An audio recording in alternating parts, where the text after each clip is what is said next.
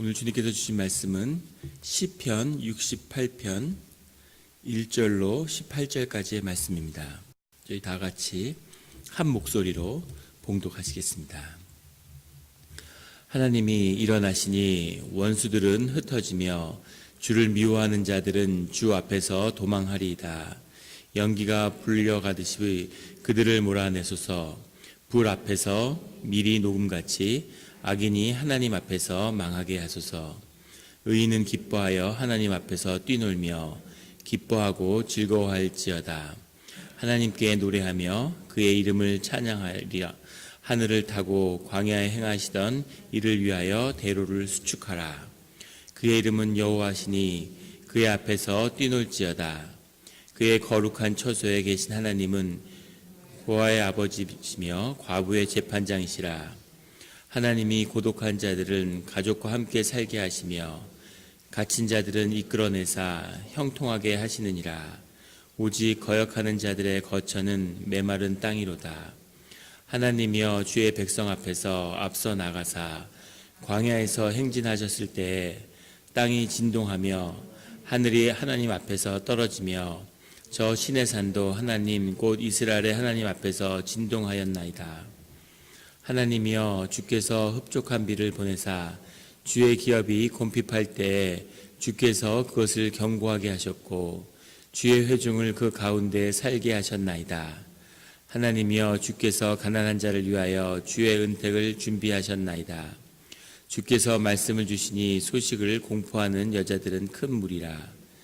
여러 군대의 왕들이 도망하니 집에 있던 여자들도 탈취물을 나누도다.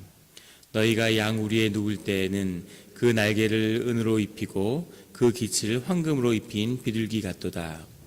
전능하신 이가 왕들을 그 중에서 흩으실 때에는 살몬의 눈이 날림 같도다. 바산에 사는 하나님의 산이며 바산에 사는 높은 산이로다. 너희 높은 산들아 어찌하여 하나님이 계시려 하는 산을 시기하여 보느냐. 진실로 여호와께서 이 산에 영원히 계시리로다. 하나님의 병거는 천천히요 만만이라. 주께서 그 중에 계심이 시내산 성소에 계심 같도다. 주께서 높은 곳으로 오르시며 사로잡은 자들을 취하시고 선물들을 사람들에게 받으시며 반역자들로부터도 받으시니 여호와 하나님이 그들과 함께 계시기 때문이로다. 아멘. 같이 기도드리시겠습니다. 하나님 아버지 감사합니다. 저희들 주님의 음성을 듣고자 새벽 제단 앞에 모였습니다. 우리 마음의 기도와 묵상이 주님께 연락되기를 원합니다. 감사드리며 예수 그리스도 이름으로 기도드렸습니다. 아멘. 오늘 시편 68편의 1절의 고백은 이렇게 시작하고 있습니다. 하나님이 일어나시니 원수들을 흩어지며 주를 미워하는 자들은 주 앞에서 도망하리로다. 다윗이 이스라엘의 군대를 이끌고 암몬 족속과 전쟁을 앞두고 주님께 드린 기도의 시라고 그렇게 알려져 있습니다. 하나님이 일어나시니라고 하는 표현은 하나님이 우리들을 앞서가신다. 하나님이 우리 앞에 가시면서 원수들을 흩으시기 때문에 우리가 형통하고 승리의 길을 걸을 수 있다라고 하는 그 고백이 바로 하나님이 일어나시니 하는 그런 고백이죠. 여기서 원수들은 암몬 족속일 수 있고 또 더 큰 깊은 의미에서는 대적의 무리일 수 있습니다. 이 원수의 본문 그대로의 뜻은 그분의 원수들입니다. 그러니까 나의 원수를 하나님이 치시는 게 아니라 하나님의 원수들이 나의 원수가 되는 거죠. 그런 의미에서의 대적의 무리, 원수들은 흩어지고 주를 미워하는 자들은 주 앞에서 도망하리다라고 하는 확신의 선포로 시작하는 거죠. 그래서 심령이 강해지고 영적인 승리를 선취하는 그런 고백으로 기도를 시작하고 있습니다. 2절에 연기가 불려가듯이 그들을 몰아내소서. 불이 피워지면 연기가 막 이렇게 피워서 이렇게 날아가는 것처럼 그런 식으로 그들을 몰아내게 해달라. 또 불 앞에서 밀이 녹음같이, 밀이라는 게 도나그를 하는 건데 우리 밀랍 인형의 그 밀입니다. 먹는 밀이 아니고 그러니까 파라핀인 거죠. 그러니까 불을 갖다 대면 양초가 녹아내리는 것처럼 그렇게 원수들이 불 앞에서 녹아내리는 그런 것을 보게 해달라는 거죠. 악인이 하나님 앞에서 망하게 하소서. 우리가 주님이 대적의 무리와 싸운다고 생각하지만 사실은 하나님이 싸우시는 게 아니죠. 빛과 어둠이 싸우지 않는 것처럼 빛이 임하면 어둠은 순식간에 사라져 버리는 거죠. 주님의 임재가 있으면 악은 물러가고 그리고 선의 승리가 이루어지는 거죠. 그런 의미에서 원수와 싸우는 것이 아니라 하나님을 그 자리에 초청하는 그 기도가 먼저라는 것을 다윗은 알고 다윗은 고백하고 있습니다. 3절에 의인은 기뻐하여 하나님 앞에서 뛰놀며 기뻐하고 즐거워할지어다. 시편에 자주 보이는 표현인데 다윗의 시 가운데 뛰놀며라는 건 알라츠라고 하는 단어인데 기뻐 날뛰다 막 이렇게 막 발광하는 너무 기뻐서 그런 단어입니다. 그러니까 주님이 앞에 나오시고 앞서 가시는 것을 보면서 너무 기쁘고 즐겁고 막 뛰논다는 거죠. 그것이 우리 믿는 자들의 주님의 자녀들이 주님의 뒤에서 가면서 해야 할 일인 거죠. 기뻐하고 즐거워하고 뛰노는 것입니다. 이런 기쁨이 떠나지 않는 성도님들이 되시기를 예수 그리스도의 이름으로 축원합니다. 4절에 하나님께 노래하며 그의 이름을 찬양하라. 하늘을 타고 광야에 행하시던 일을 하늘이라고 이렇게 해석이 됐는데 아라보르라는 말인데 구름이라고 해석해도 됩니다. 하늘 구름 다 쓰는 구름을 타고 광야에 행하신다는 게 더 맞겠죠. 그 일을 위하여 대로를 수축하라. 그의 이름은 여호와시니 그 앞에서 뛰놀지어다. 뛰논다는 말이 한 번 더 나오고 있습니다.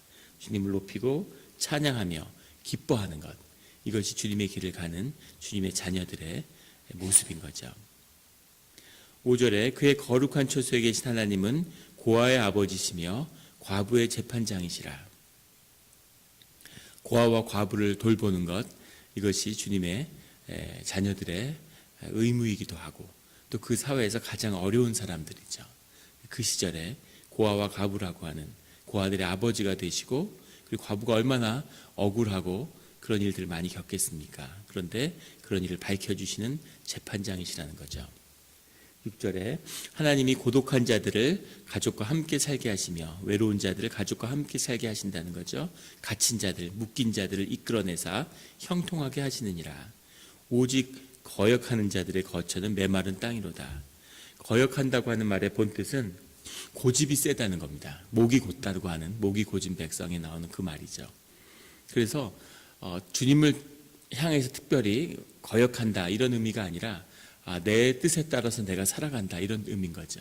고집이 세고 내 삶을 내가 주관하는 내 의지가 강한 것, 이런 자들은 삶은 메마른 땅이 된다 이렇게 주님이 말씀하시는 거죠.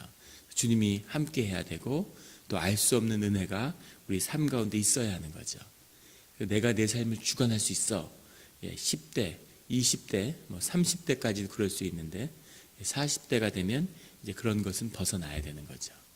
그 삶을 40, 50, 60까지 끌고 갔다고 하면 어떤 성취를 거뒀다 하더라도 그 삶은 이 땅에 온 소명 가운데서 보면 그 삶은 큰 실패를 한 겁니다. 20, 30대에 시련과 아픔을 겪고 그리고 주님을 새롭게 만나서 새로운 삶, 주님이 인도하는 삶, 몸에 힘을 빼고 주님이 걸어가시는 그 길 뒤에서 따라가는 그런 복된 삶을 살아야 하는 거죠. 늘 그런 축복을 잃지 않는 세컨 라이프가 열리는 그 축복이 우리 영락교회 성도님들에게 함께 하시기를 예수 그리스도의 이름으로 축원합니다. 8절에 땅이 진동하며 하늘이 하나님 앞에서 떨어지며 저 신의 산도 하나님 곧 이스라엘 하나님 앞에서 진동하였나이다. 출애굽기 19절에 하나님의 임재를 표현하는 거죠. 오늘 다윗은 신의 산에서 모세가 하나님을 만나고 모세 앞에 하나님이 갔던 것처럼 그렇게 자신도 하나님을 만나고 하나님을 따라가겠다라고 하는 고백을 거듭해서 드리고 있습니다. 9절에 하나님이여 주께서 흡족한 비를 보내사 주의 기업이 곰핍할 때 주께서 그것을 견고하게 하셨고, 여기서 흡족한 비는 대지에 내리는 비일 수가 있는데 지금은 광야입니다. 그래서 광야를 걷고 있는데 농사 짓는 게 아니죠.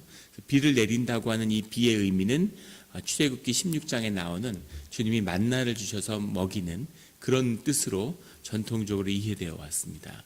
하늘에서 비처럼 만나를 내려주셨다는 거죠. 그래서 곰핍할 때 주님이 우리가 능력으로 우리가 하지 않은 그런 먹거리를 우리에게 채워주신다는 거죠. 그래서 이것이 주님의 은혜를 경험하는 것이다. 그렇기 때문에 10절에 주의 회중을 그 가운데에 살게 하셨나이다 하는 그 가운데도 가나안 땅이라기보다는 광야라고 보는 것이 맞을 것 같습니다. 우리가 이 땅에서 땅에 뿌리 내리지 않은 그런 순례자의 삶을 사는 것이죠. 신앙의 삶이라고 하는 것. 하지만 그 가운데에서 주님이 살게 하시고 그 가운데에 흡족한 비를 내리시는 그런 주님의 은혜가 우리 삶 가운데 함께 한다는 것을 우리가 기억해야겠습니다. 11절에 주께서 말씀을 주시니 소식을 공포하는 여자들은 큰 무리라. 출애굽기 15장에 나오는 미리암과 모세의 누이였죠. 미리암과 여인들이 그 승리를 기뻐하는 그 춤을 추는 그것을 연상시키는 그런 고백입니다. 그리고 다윗의 삶 가운데서 다윗이 승리하고 개선할 때는 여성들이 노래를 부르고 춤을 추는 그런 모습이 나오죠. 12절에 여러 군대의 왕들이 도망하고 도망하니 집에 있던 여자들도 탈취물을 나누도다. 전쟁을 해서 전쟁의 그 승리물을 군인들이 나누어 갔는데 그런데 하도 나눌 게 많기 때문에 그게 나누고 나눠서 전쟁에 참가하지 않은 집에 있는 그런 여인들도 그 탈취물을 같이 나눌 정도로 그 탈취물이 많았다는 거죠. 여러 군데의 왕들이 그만큼 권세가 있고 세상에 강해 보였던 그 대적의 무리들이 다 도망하고 또 도망하더라는 겁니다. 13절에 너희가 양 우리에 누울 때에는 그 날개는 은으로 입히고 그 깃을 황금으로 입힌 비둘기 같도다. 논란이 아주 많은 그런 시편의 구절인데 너희가 양 우리에 누울 때라는 것을 켈빈 같은 사람 대표적이죠. 굉장히 어려운 처지에 있다가 좋은 처지로 바뀌는 그 비유를 든 것이다 라는 비유도 있지만 정반대로 사람이 여유가 있을 때 양우리에 누우는 거죠. 양치기가 양들을 돌보는데 양치기도 바쁘죠. 근데 양우리에 양치기가 누워 있는 거예요. 그러니까 그만큼 여유가 있고 평화가 왔다. 이렇게 해석할 수도 있습니다. 그 날개를 은으로 입히고 그 깃을 황금으로 입힌 비둘기 같도다. 문학적인 표현이지만 비둘기한테 실제 은을 입힐 리가 없겠죠. 아마 비둘기를 가끔 보시면 그런 느낌이 들 겁니다. 닭둘기라고 들어보셨습니까? 미국에서는 비둘기를 잘 못 보는데 한국에 가면은 이런데 그 공원 같은 데 가면 비둘기가 하도 이제 모이를 주니까 하도 먹어가지고 날지를 못하는 거예요. 너무 뚱뚱해져서. 근데 그래서 닭둘기라고 부르던데 더 닭만 한 거죠, 비둘기가. 근데 그냥 기름이 잘잘 흐르는데 햇빛이 비추면 그게 정말 반짝반짝하죠, 그 색깔 때문에. 그런 것을 상징하는 겁니다. 날개가 은으로 입히고 그 깃을 황금으로 입힌 비둘기 같도다. 그러니까 그 너무 잘 먹어서 살이 토실토실 쪄서 그 기름기가 잘잘 흐르는 그런 비둘기처럼 그렇게 됐다는 거죠. 주님의 자녀들이, 이스라엘의 백성들이 하도 잘 먹고 평안해져서 그렇게 됐다고 주님 앞에 고백하는 거죠.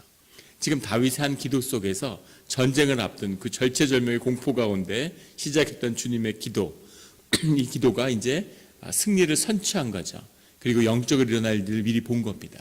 그리고 그것을 기뻐하고 그 기쁨을 누리고 있는 거기까지 나아간 거죠. 기도의 능력이죠. 14절에 전능하신 이가 왕들을 그 중에서 흩으실 때에는 살몬의 눈이 날림 같도다. 살몬이라는 건 원문 그대로의 뜻은 짙은 어두움인데 에브라임이 살았던 그 땅 예루살렘의 동편에 있었던 그런 산, 지금 살몬산이라고 하는 그 산이 있다는 거죠. 근데 그 산은 이 말 그대로 아주 검은 흙으로 이루어진 그런 산이라고 그래요. 가보진 못했지만 그 산이 아주 높으니까 만년설이 있는 산이란데 늘 눈이 쌓여 있는 소아시아의 캘리포니아 날씨 같은 거죠. 눈을 보기 위해서 높은 산에 가면 눈이 있는 거죠. 그래서 그 눈이 휘날리는 것 같이 그렇게 그 왕들이 그 중에서 원수들을 흩으셨다, 이런 표현이죠. 살몬의 눈이 흩날리는 것이 그 눈을 성화된 깨끗한 성도의 삶을 비유한 것이다, 이렇게 해석하는 사람들도 있는데 그건 조금 억지스러운 것 같고, 눈이 흘려나가는 것처럼 그렇게 연기가 불에 흘려나가는 것, 흩어나가는 것처럼 그렇게 원수들이 날아갔다, 이런 얘기겠죠. 15절에 바산에 사는 하나님의 산이며 바산에 사는 높은 산이로다. 바산의 산이라는 것이 하나님이, 세상의 모든 것이 하나님이 이루었다는 거죠. 바산의 산은 그 예루살렘 일대에서 제일 높은 산이라고 그래요. 요단강에서 한 오른쪽으로 예루살렘에서 30km 정도 떨어져 있다고 하니까 예루살렘에서도 보이겠죠. 근데 이 바산의 산이 이 현무암으로 이루어진, 그러니까 귀암 개석으로 이루어진 큰 산인 거죠. 반면에 예루살렘 서편에 있는, 예루살렘 쪽에 있는 요단강 서편에 있는 산들은 다 석회암으로 이루어진 산이라고 합니다.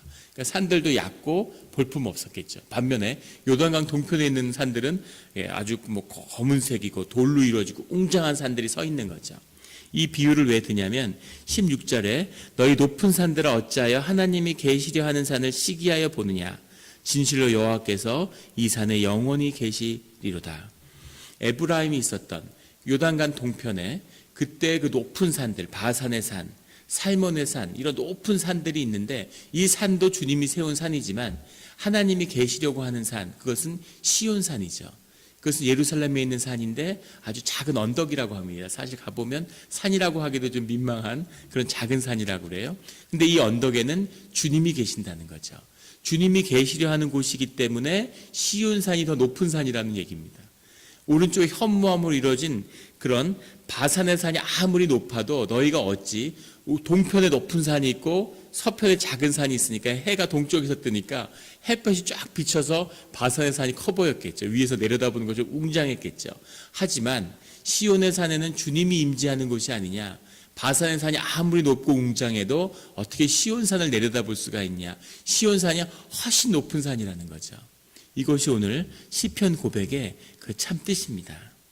17절에 하나님의 병거는 천천히요 만만이라 주께서 그 중에 계심이 신의 산 성소에 계심 같도다. 주님의 임재를 의미하는 그 웅장한 그런 것을 의미하는 거죠. 천천히고 만만, 수많은 천사를 거느리고 그런 하나님이 시온산의 성소에 이렇게 내린 같은 것이라는 거죠. 이것이 우리에게 주는 도전은 세상의 높은 산들도, 세상의 높은 권위, 큰 권위, 성취들 이런 것도 다 주님이 허락하신 것이라는 겁니다.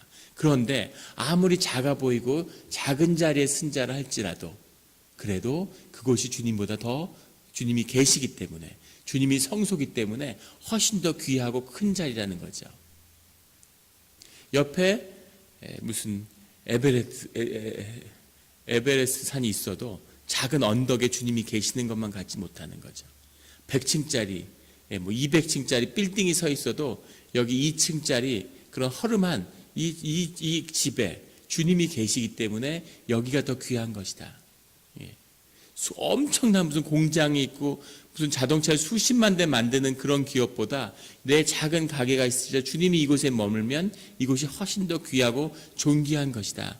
세상에 어찌 여기를 넘볼 수가 있냐, 어떻게 이것을 시기할 수가 있겠느냐, 이런 고백인 거죠. 그 다윗의 이 고백, 이런 것을 가진 자들이 자신의 자존감을 갖게 되는 거죠. 내가 무엇을 입었던, 무엇을 어디에 살던, 무슨 일을 하던 그런 건 중요한 게 아니죠. 하나님이 나와 함께 하시고 있다고 하는 것, 이것이 중요한 거죠. 세상을 향해서. 다윗은 암몬 족속 앞에서 작은 자였죠. 물론 그 뒤에 우리는 역사를 다 봤으니까 암몬 족속도 제압하고 블레셋도 제압하고 다윗의 왕국이 흥왕하는 것을 알고 있죠. 하지만 이 기도를 드릴 때는 아주 작은 자고 아주 큰 태풍 앞에서는 작은 두려움에 떨면서 기도를 올렸는데 이 기도 가운데 이런 담대한 고백이 나오는 거죠. 요단강 동편에 가는데 거대한 대적의 무리에 섰지만 야, 시온산이, 이 언덕이, 이 석회석으로 된 이 작은 산이 바산의 산보다, 암몬산보다 훨씬 더 중요하고 큰 산이다. 그런 고백을 하는 거죠. 주님이 이곳에 함께 하시고 함께 하실 것이기 때문에 우리가 이 고백으로 우리 영락의 성전이, 이 새벽 성전이 여기보다 귀한 것이 없다. 세상의 중심이 여기다. 주님이 이곳에 함께 하시기 때문에 세상이 이곳을 중심으로 돌아간다. 우리의 삶이 이곳에서 세워지는데 이거보다 귀한 것이 어디 있겠느냐라는 그런 고백이 우리를 주장하게 되기를 예수 그리스도의 이름으로 축원합니다. 같이 기도드리시겠습니다.